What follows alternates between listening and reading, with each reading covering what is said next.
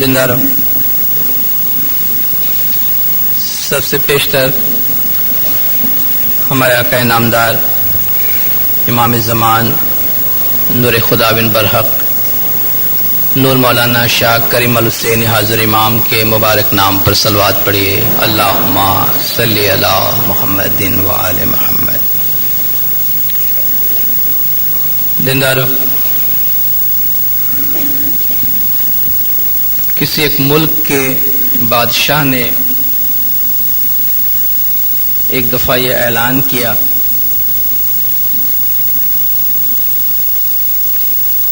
کہ اس کی رعیت میں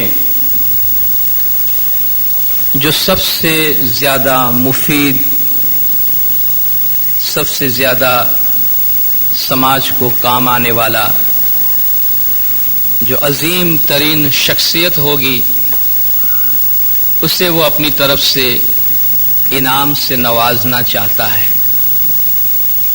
ہم دیکھتے ہیں بہت دفعہ بہت سے ممالک میں، ہمارے ملک میں بھی ہوتا ہے، بہت سے لوگوں کو سوسائٹی کے اندر عظیم کارنامے انجام دینے کی بنا پر تمغے دیے جاتے ہیں، حسن کارکردگی کے انعامات دیے جاتے ہیں۔ تو اسی حوالے سے اس نے یہ اعلان کیا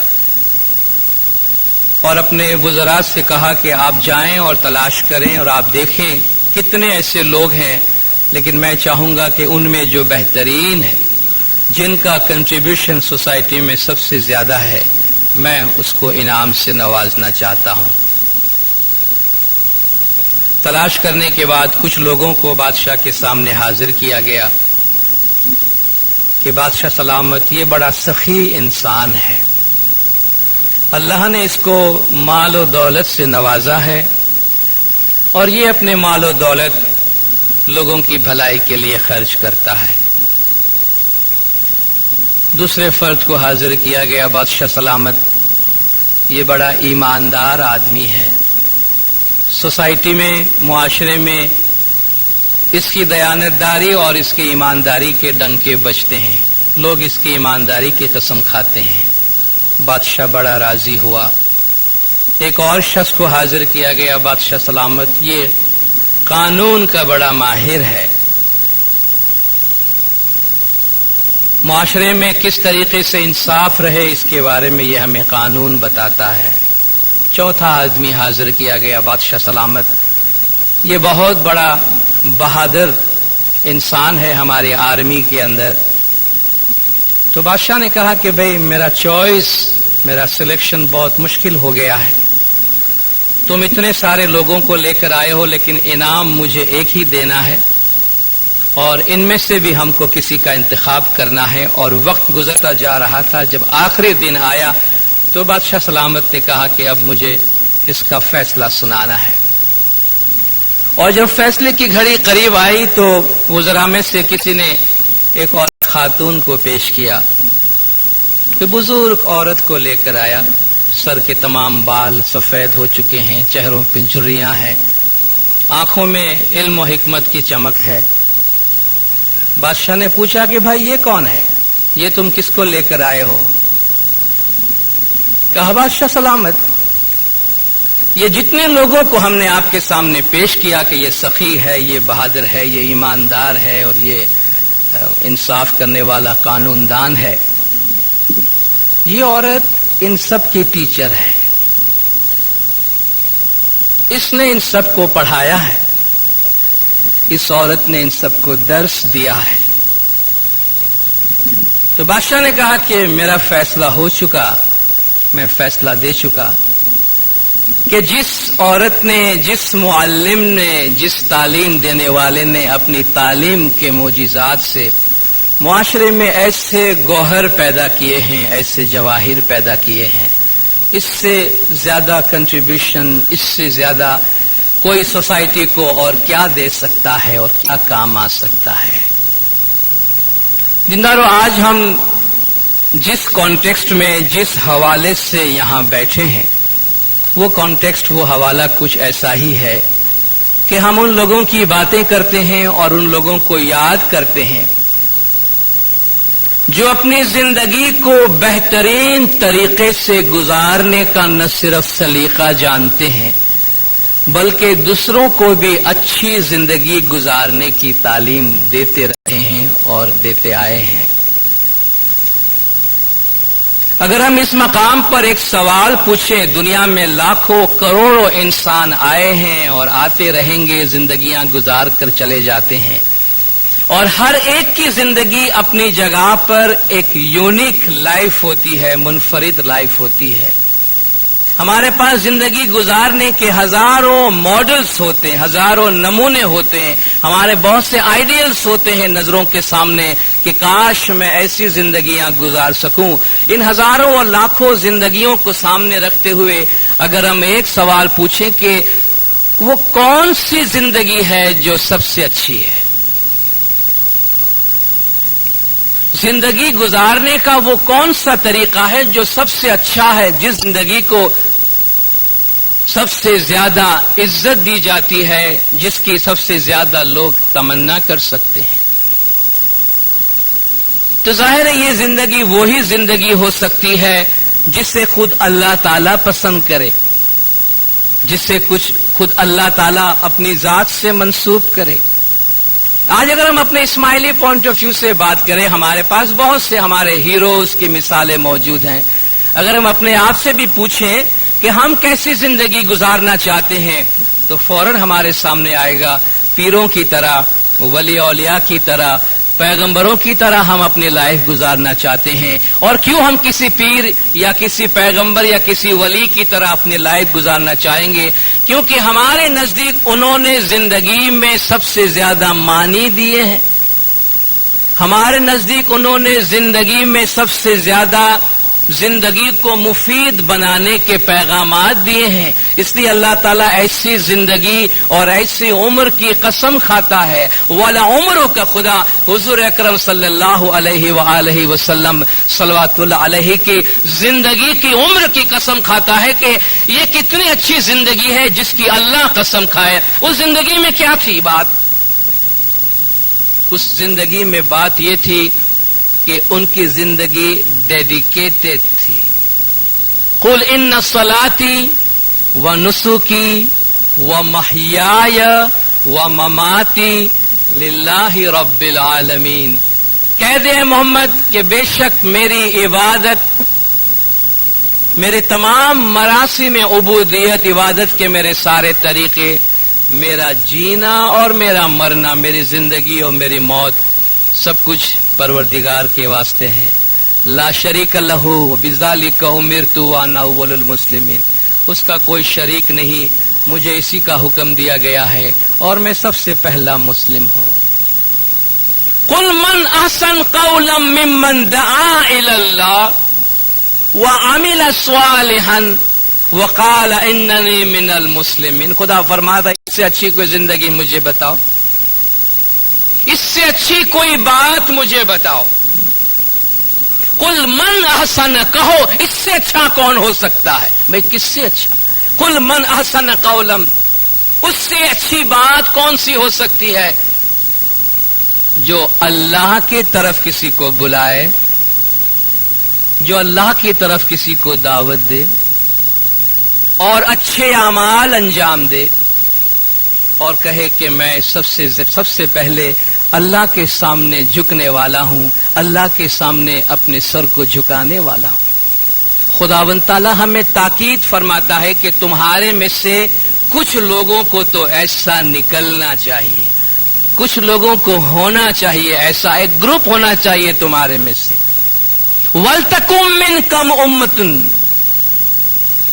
تم میں سے ایک گروپ ہونا چاہیے، يَدْعُونَ إِلَى الْخَيْرِ، جو اچھائی کی طرف لوگوں کو بلائے۔ خدا فرماتا ہے یہ ایک گروپ، ایک جماعت ہمارے اس مسلم امہ کے اندر ہونی چاہیے۔ وَلْتَكُمْ مِنْكُمْ أُمَّةٌ يَدْعُونَ إِلَى الْخَيْرِ، جو اچھائی کی طرف بلائے، یأمرون بالمعروف وینہون عن المنکر، اچھی باتوں کی تعلیم دے، حکم دے اور برائیوں سے منع کرے اور روکے۔ اور ظاہر ہے جو لوگ اس طریق پر اپنی زندگی گزارتے ہیں جو اس راستے پر اپنی زندگی گزارتے ہیں خداوند تعالیٰ کے نزدیک وہ بہت قیمتی اور عظیم زندگیوں میں سے ہے۔ میں ایک تعلیقہ مبارک حضرت امام سلطان محمد شاہ صلوات اللہ علیہ کا آپ کے سامنے پیش کرتا ہوں، جو بہت عجیب سا تعلیقہ ہے۔ عجیب اس لحاظ سے ہے کہ اس کا آغاز، اس کا کانٹیکسٹ، اس کی جو ایمفسس ہے، اس کا جو دباؤ ہے اس تعلیقہ کے اندر، وہ ہیلتھ کے بارے میں ہے، صحت کے بارے میں ہے، مگر تعلیقہ ختم ہوتا ہے روحانیت پر اور مذہبی تعلیم پر۔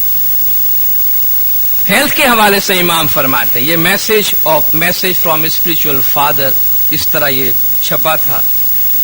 The immediate religious duty of all my spiritual children، میرے تمام روحانی بچوں کے فوری مذہبی ڈیوٹی، ذمہ داری یہ ہے، is to learn perfect infant care from conception till maturity۔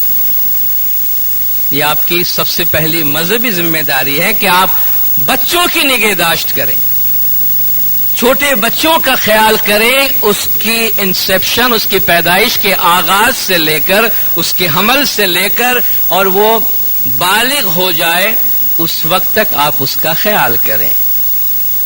The unnecessary death rate must be reduced۔ غیر ضروری طور پر بچوں کی جو موت ہوتی ہے ان کو روکنا چاہیے۔ It is not only saving of lives but of souls۔ آپ کسی کی جان بچاتے ہیں، زندگی بچاتے ہیں، تو یہ محض آپ زندگیاں نہیں بچاتے ہیں، آپ روح کی حفاظت کرتے ہیں، آپ روح کو بچاتے ہیں۔ Each child saved may be someday a missionary, a teacher of faith and love of God, the Prophet Ali and his successor۔ ہر بچے کو، ہر سول، ہر روح جس کی آپ حفاظت کرتے ہیں، جس کو آپ بچاتے ہیں، ممکن ہے وہ ایک دن ایک مشنری بنے۔ مولا کے سامنے زندگی کے ہزاروں لیول کے لوگ ہیں، بہت قابل لوگ دنیا میں موجود ہیں، لیکن مولا فرماتے ہیں جن کو تم بچاتے ہو ممکن ہے، یعنی ہم کہتے ہیں نا کیا پتا یہ کیا بن کے نکلے ایک دفعہ، اس اعلیٰ لیول کی مولا بات کر کے فرماتے ہیں کہ اگر تم اس کی حفاظت کرتے ہو، شاید یہ ایک دن ایک مشنری بنے یا ایک مذہب کی تعلیم دینے والا بنے، حضرت محمد، مولا علی اور ان کے خاندان اور امام کے گھر کی دعوت دینے والا بنے۔ گویا جو لوگ اس حوالے سے، اس کانٹیکسٹ سے کام کرتے ہیں، اس میدان میں کام کرتے ہیں، زمانے کے امام کے نزدیک ان کی زندگی کا بڑا اعلیٰ معیار ہے۔ زمانے کے امام بہت قدر سے، بہت پیار سے، بہت شفقت اور محبت سے انہیں اپنے قریب رکھتے ہیں۔ اور ابھی ہم نے کچھ فرامین دعا کے درمیان سنے، امام زمان کے وہی میسج ان روحانی بچوں کے واسطے ہے۔ ہم جب دین کی تعلیم دیتے ہیں، مذہب کی تعلیم دیتے ہیں اور مذہب سمجھاتے ہیں لوگوں کو، دینداروں مذہب کی تعلیم اس کا سب سے اہم عنصر یہ ہے، اس کا سب سے اہم پیغام یہ ہے کہ ہماری زندگی میں ہمارا ایمان، اللہ کا وجود، اللہ کے ساتھ ہمارا کمیونیکیشن، خدا کے وجود میں زندگی گزارنا، یہ ہمارے ہمیشہ کا 24 گھنٹے کا معمول ہو جائے۔ ہم خواہ کتنی بھی بڑی فلسفیانہ باتیں کریں، مگر سب سے اہم بات مذہبی تعلیم کے اندر یہ ہے کہ ہمارا ایمان، ہمارا عقیدہ، ہمارا ایمان مضبوط رہے، اور کبھی بھی کوئی ایسا کام، کوئی ایسی بات، کوئی ایسی ججمنٹ نہ دے مذہب کے حوالے سے کہ کسی کے ایمان میں کبھی کوئی ڈسٹربنس ہو۔ مولانا حاضر امام بھی جب فیتھ کے حوالے سے، عقیدے کے حوالے سے بات کرتے ہیں، مولا فرماتے ہیں ہمیں اس راستے میں بہت سنبھال کر، بہت آہستہ، بہت سوچ سمجھ کے، بہت حکمت سے کام کرنی چاہیے، کیونکہ سب سے زیادہ عقیدہ اور ایمان کی فکر کرنی چاہیے۔ حضرت موسیٰ علیہ السلام کے حوالے سے بہت سی ایسی مثالیں ملتی ہے جو ہم مذہبی تعلیم میں استعمال کرتے رہتے ہیں. ان مثالوں کو، ان واقعات کو بالکل اسی طرح لٹرلی کانکریٹ شیپ میں لینے کی ضرورت نہیں ہے، مگر جو مثالیں وقتاً فوقتاً میں درمیان میں دیتا جاؤں گا ان کو آپ صرف مثال کے طور پہ دیکھیں اور اس میں جو پیغام ہے، اس میں جو میسج ہے، اس کو حاصل کرنے کی کوشش کریں. حضرت موسیٰ اور اس کے چرواہوں کی بہت سی مثالیں سامنے آتی ہے. تو موسیٰ علیہ السلام نے ایک دفعہ دیکھا کہ ایک چرواہا ہے، وہ اپنے دن بھر کا کام کر کے جب فارغ ہوتا ہے اور اپنے بکریوں کا دودھ نکالتا ہے تو اس دودھ میں سے کچھ حصہ وہ الگ رکھتا ہے اور وہ جنگل میں کہیں جا کر کسی برتن میں وہ دودھ چھوڑ کے آتا ہے. تو موسیٰ علیہ السلام نے ایک دفعہ اس چرواہے سے پوچھا کہ بھائی، یہ جو تو دودھ لے کے کہیں چھوڑ کر آتا ہے جنگل میں، کیا کرتا ہے؟ کہا، میں اپنے دودھ میں سے جو سب سے اچھا دودھ ہے وہ میرے خدا کے واسطے نکال کر میں اس کی مہمانی کے واسطے چھوڑ کے آتا ہوں. تو موسیٰ علیہ السلام نے کہا کہ بھائی، تیرا عقیدہ اپنی جگہ پر ہے، لیکن تجھے معلوم ہے، اب دیکھیں ہم اس فلسفی کو بیچ میں لاتے ہیں کہ تو دودھ خدا کو دے کر آتا ہے، ٹھیک ہے، لیکن تجھے معلوم ہے خدا باڈی تو نہیں ہے نا، خدا کوئی جسم تو نہیں ہے، وہ تیرے میرے جیسا دودھ پینے والا تو ہے نہیں، تو تجھے کیا پتا خدا تیرا دودھ پیتا ہے کہ نہیں پیتا ہے؟ اس نے کہا کہ میرا عقیدہ، میرا ایمان ہے، میں دیکھتا ہوں، میں روز رات کو دودھ چھوڑ کے آتا ہوں، صبح میرا برتن خالی ہوتا ہے، میرا اللہ میرا دودھ پیتا ہے. موسیٰ نے کہا کہ بھائی تو میرے آرگومنٹ، میرے لاجک کو سمجھنے کی کوشش کر. اللہ روح ہے، اللہ اسپرٹ ہے، اس کو یہ کھانے پینے کی ضرورت نہیں ہے. چل ایسا کر، رات کو ہم چھپ کر دیکھتے ہیں. آج رات کو تو چھپ جانا، جب تو تیرا دودھ خدا کے واسطے رکھتا ہے تو دیکھنا جب خدا پینے کے لیے آتا ہے تجھے پتا چل جائے گا تیرا خدا دودھ پیتا ہے. تو کیسے پیتا ہے؟ اس نے کہا ٹھیک ہے، میں تو جانتا ہوں میرا خدا دودھ پینے آتا ہے. تو حسب معمول وہ رات کو گیا اپنی جگہ پہ، جس پتھر پہ وہ دودھ کا برتن رکھتا تھا، دودھ کا برتن رکھ کے آ گیا اور چھپ کے دیکھتا رہا. کچھ وقت گزرا تو دیکھا کہ جھاڑیوں میں سے لومڑی کا ایک چھوٹا سا بچہ نکلا. ایک لومڑی کا بچہ نکلا. دائیں دیکھا، بائیں دیکھا، کوئی اس کو نہیں دیکھ رہا ہے. کہا بس میرا کھانا آ گیا ہے. وہ جا کے چپکے سے دودھ چاٹ کے برتن صاف کر کے نکل گیا، چھپ گیا. دوسرے روز حضرت موسیٰ علیہ السلام اس چرواہے کے پاس آئے تو دیکھا کہ اس کی تو حالت خراب ہو گئی، ڈپریسڈ، مایوس، بالکل کھویا کھویا سا پڑا ہوا ہے. کہا بھئی کیا ہوا؟ اس نے کہا تمہاری بات سچی نکلی، اللہ تو روح ہے، اللہ جسم تو نہیں ہے، وہ میری یہ چیزیں تو نہیں کھاتا پیتا ہے. لیکن تمہارے اس آرگیومنٹ نے، اے موسیٰ، تیری اس بات نے میرے خدا کے ساتھ جو میرا ایک رشتہ اور ایک رابطہ تھا اس کو بھی توڑ دیا. یہی میرا ایک راستہ تھا، میں اپنے خدا کے ساتھ کمیونیکیٹ کرتا تھا، میں ہر روز اپنے خدا کو راضی کرتا تھا. یہ تو جو تیرے آرگومنٹس بیچ میں لے کر آیا، خدا سے میرا لنک ٹوٹ گیا، خدا سے میرا رابطہ ختم ہو گیا. ہم میں سے کتنے لوگ ایسے آرگومنٹس میں آج کل پڑے ہوئے ہیں. امام کو آپ یہ چیز دیتے ہیں، امام کو وہ چیز دیتے ہیں، یہ چیزیں کہاں جاتی ہے؟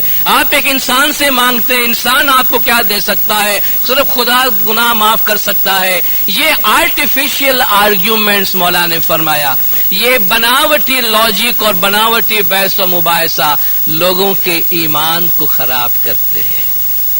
اور کسی کو خدا نے یہ حق نہیں دیا ہے کہ کوئی کسی کے ایمان کو خراب کرے. موسیٰ علیہ السلام نے بھی محسوس کیا کہ میں نے بات تو اس سے صحیح کی، لیکن یہ بھی سچ بولتا ہے کہ اس کا بھی تو لنک خدا سے ٹوٹ گیا. یہ جتنے عقیدت مندی کے ساتھ، جتنے بھروسے کے ساتھ اپنے خدا کو دودھ پلاتا تھا، آج اس کی ساری عمارت نیچے گر گئی ہے۔ موسیٰ علیہ السلام حسب معمول خدا سے ہم کلام ہوئے کہ یا اللہ تو بتا یہ کیا ہوا، میں نے کیا کیا؟ کہا موسیٰ تو نے غلط کیا، اے موسیٰ تو نے غلط کیا، یہ بات سچ ہے کہ میں روح ہوں، یہ بات سچ ہے کہ میں نور ہوں، میرا جسم نہیں، مجھے کھانے پینے کی ضرورت نہیں، مگر یہ بھی سچ ہے کہ وہ مجھے کھلاتا تھا، مگر یہ بھی سچ ہے کہ اس کا دودھ وہ مجھے بیچتا تھا اور میں اس کے دودھ کو روزانہ ایکسپٹ کرتا تھا، میں قبول کرتا تھا، لیکن موسیٰ چونکہ میرا جسم نہیں ہے، میں دودھ پیتا نہیں ہوں، اس لیے میرے مخلوقات میں سے جس کو اس دودھ کی زیادہ ضرورت تھی میں اس کے ساتھ شیئر کرتا تھا، یہ دودھ میں لیتا تھا اس سے، لیکن جس کو دینا تھا اس کو میں دیتا تھا کہ اے موسیٰ یہ ججمنٹ نہ دیا کر۔ تو دینداروں، مذہب کے اندر، مذہب کی پریکٹس میں یہ جو ہمارا ایک ملائم سا، بڑا پیارا سا، سافٹ سا ریلیشن شپ ہے اپنے مولا کے ساتھ، اپنے خالق کے ساتھ، وہ ہمارے مذہب کا، ہمارے پریکٹس کا ایک بہت عظیم سرمایہ ہے۔ اسی کے ذریعے سے ہم اپنی مذہبی زندگی گزارتے ہیں۔ اور دینداروں، مذہبی زندگی اور مذہب پہ عمل صرف اتنا نہیں ہے کہ ہم جماعت خانے میں آئے، ہم نے اپنی دعا پڑھی۔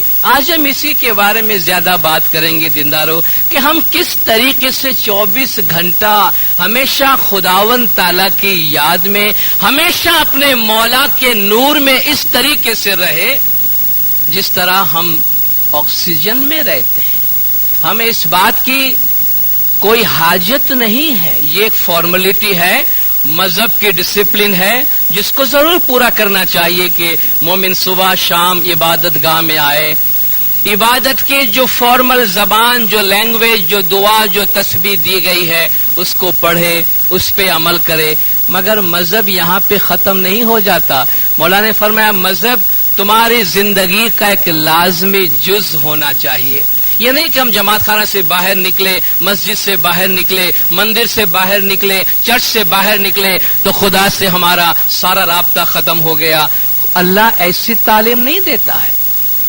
ہم اس وقت جہاں کہیں بھی ہے، جس طرح ایک لمحہ ہم اپنی زندگی کے آکسیجن کے بغیر، سانس لیے بغیر نہیں گزارا کر سکتے، بالکل اسی طریقے سے ایک لمحہ خدا کے وجود کے بغیر، ایک لمحہ خدا کی موجودگی کے بغیر ہم نہیں گزار سکتے ہیں۔ سرکار مولانا حضرت امام شاہ کریم الحسینی صلوات اللہ علیہ نے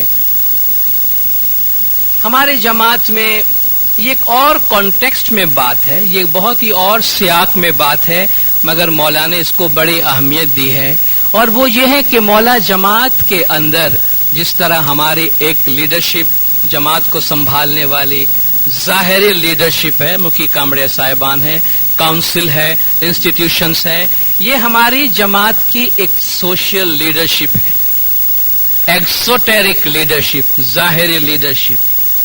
مولا نے فرمان میں ایسوٹیرک لیڈرشپ کی بات کی ہے، باطنی لیڈرشپ کی بات کی ہے، روحانی لیڈرشپ کی بات کی ہے، اس لیڈرشپ کی بات کی ہے جو مولا نے فرمایا جو دل سے آتی ہے، جو روح سے آتی ہے، جو باطن سے آتی ہے۔ اور مولا نے فرمایا وہ لیڈرشپ بہت زیادہ اہم ہے، وہ لیڈرشپ بہت زیادہ طاقتور ہے، بہت زیادہ پاورفل ہے، اور وہ لوگ جو مذہب میں، دین میں آگے بڑھتے ہیں وہ جماعت میں ایسی ایسوٹیرک لیڈرشپ پرووائڈ کرتے ہیں، اور اس ایسوٹیرک اور باطنی لیڈرشپ سے ہمارے وجود کے اندر خداوند تعالیٰ کے موجودگی کا ایک بھرپور سا احساس ہوتا ہے۔ پچھلے دنوں میں نے ایک جماعت خانے میں اسی طرح کی ایک مثال دی تھی، اور چند مثالیں میں یہاں ریپیٹ کرنا چاہوں گا۔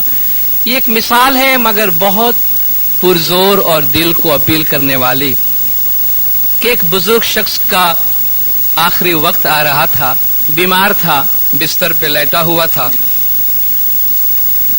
تو اس کی بیٹی نے جا کر اپنے علاقے کا جو چرچ ہے اس چرچ کے فادر کو جا کے इन्फॉर्म किया कि भाई आप आइए, मेरे वालिद साहब की तबीयत बहुत ख़राब है, बीमार है, आखिरी मरहले में है। तो जिस तरह हमारे पास भी हम मुखी कामड़े साहिबान को बुला के लाते हैं, कभी कभी वो छांटा दे देते हैं, दुआएं मांग लेते हैं आखिरत की घड़ियों को आसान करने के लिए। तो बेटी ने चर्च में जाके बात की, फादर आप आइए और मेरे वालिद साहब के साथ कुछ वक्त गुजारें, कुछ दुआएं आप पढ़ें, जो मुकद्दस तेल है वो आप इसके जिस्म पे लगाएं, इनका आखिरी मौका अच्छा हो। तो जब वो पादरी उसके घर पे आया, उसके कमरे में दाखिल हुआ, तो देखा वो शख्स पलंग पे लेटा हुआ है सीधा, और उसके पलंग के साथ एक खाली कुर्सी पड़ी हुई है। तो दाखिल होते ही उसने बुजुर्ग से मुखातिब होकर कहा कि गालिबन आप मेरा इंतजार कर रहे हैं, मैं आ गया हूं। तो बुजुर्ग ने कहा कि नहीं, मैं किसी का इंतजार नहीं कर रहा हूं, आप कौन हैं? उसने कहा मैं इस चर्च का फादर हूं, मुझे आपकी बेटी ने कहा, इसलिए मुझे ऐसा कि आपको मालूम होगा इसलिए आपने एक कुर्सी भी अपने पास खाली तैयार रखी है मेरे लिए। कहा ओके, हाँ मैं कुर्सी का किस्सा तुम्हें बताऊं, तुम पहले दरवाजा बंद करो, वैसे मैंने तुमको बुलाया नहीं है लेकिन तुम आओ तो मैं ये बात तुम्हारे साथ शेयर करता हूं कि देखो भाई, मैं अपनी जिंदगी में बहुत कम चर्चेज में गया हूं। मुझे दुआ मांगना, खुदा से बातें करना, ये मुझे बड़ा मुश्किल लगता था। मैं तुम्हारे चर्च में आता था लेकिन तुम लोग जो फॉर्मल किस्म की बहुत भारी भारी अल्फाज में खुदा के साथ बातें करते थे, कई सारी बातें मेरे सर के ऊपर से गुजर जाती है, मुझे तुम्हारी कोई बात समझ में नहीं आई। और मैं जिंदगी में काफी लंबे अरसे तक इसी कैफियत में था कि शायद खुदा के साथ बातचीत करना ये किसी और के बस की बात है, ये मेरे बस की बात नहीं है। कहा 4 साल पहले मैंने अपने दोस्त के साथ इस बात का तस्करा किया कि भाई ये लोग किस तरह खुदा से बातें करते हैं, कैसे बातें की जाती हैं। तो कहता है मेरे दोस्त ने मुझे बताया कि आओ मैं तुझे बताऊं, खुदा से बातचीत करना, खुदा से दुआएं मांगना, खुदा के वजूद में जिंदगी गुजारना कोई बड़ी बात नहीं है। कहो बैठो मेरे सामने। कहा एक कुर्सी पर वो बैठा, एक कुर्सी पे मुझे बिठाया। कहा चलो हम आपस में बातचीत करते हैं। हम दोनों आपस में बातचीत करते हैं और उन्होंने कहा देखो इस तरह इस वक्त तुम मुझसे कम्युनिकेट कर रहे हो, कन्वर्सेशन हो रहा है, हमारी आपस की बातचीत हो रही है। देखो हमेशा एक खाली कुर्सी अपने सामने रख लो, जब भी अल्लाह से बात करने को जी चाहे एक खाली कुर्सी रख लो सामने, और तुमको जो भी बात करना है अपने खुदा के साथ बातचीत करो। खाली कुर्सी तो क्या, वो तो तुम्हारे अंदर बैठा है। हमारे वजूद की कौन सी जगह है जहां अल्लाह मौजूद नहीं हमारे साथ? मौला ने फरमाया हम तुम्हारे जिस्म के मशाम से भी नजदीक है, वफी अनफुसिकुम तुम्हारे अंदर बैठा हुआ है, व नहनु अक़रबु इलैहि मिन हब्लिल वरीद मैं तुम्हारे शहरक से भी ज्यादा करीब बैठा हुआ हूं, तुम्हारे अंदर हूं। इज़ा सअलका इबादी अन्नी फ़इन्नी क़रीब जब मेरा बंदा मेरे बारे में पूछता है तो मैं करीब हूँ। उजीबु दावत दाई इज़ा दान बुलाने वाले को, पुकारने वाले को मैं इसका जवाब देता हूँ। उदऊनी अस्तजिब लकुम तुम मुझे बुलाओ मैं तुम्हें जवाब देता हूँ। फस्कुरूनी अस्कुरकुम तुम मुझे याद करो मैं तुम्हें याद करता हूँ। तुम्हारे मेरे दरमियान कोई रास्ता, कोई खलीज नहीं है, कोई खलीज नहीं है, कोई रुकावट नहीं है, कोई बाढ़ नहीं है। कहा इतना हम अल्लाह से करीब हैं। कहते हैं उस दिन से मैंने अपनी ये आदत बनाई हुई है, मैंने अपनी बेटी को भी नहीं बताया है, मैंने अपनी बेटी से भी नहीं कहा है। मैं हर रोज ये कुर्सी सामने रखता हूँ, जीसस क्राइस्ट को, ईसा अलैहिस्सलाम को 2 घंटा यहाँ बुलाता हूँ और बिठाता हूँ, उसके साथ बातें करता हूँ और मुझे बड़ा अच्छा लगता है। हर रोज इस कुर्सी पे ईसा अलैहिस्सलाम को बिठाकर मैं 2 घंटा उसके साथ बात करता हूँ, इसलिए ये खाली कुर्सी मेरे पास पड़ी हुई है और कोई बात नहीं है। तो वो पादरी उससे कहता है कि बुजुर्ग आपको मुबारक हो, आप जैसा करते हैं वैसा करें, इसको जारी रखें। काश सबको ऐसा अकीदा, ऐसा ईमान नसीब हो कि वो जब चाहे अपने आका से बात कर सके। लेकिन मैं आया हूं तो आइए थोड़ी सी फॉर्मल दुआएं, कुछ फॉर्मल प्रेयर्स हम कर लेते हैं, फिर मैं जाता हूं। तो वो दुआएं पढ़ के पादरी वापस चला गया। 2 दिन के बाद उसकी बेटी ने आके फिर से खबर दी कि मेरे वालिद साहब का इंतकाल हो गया है।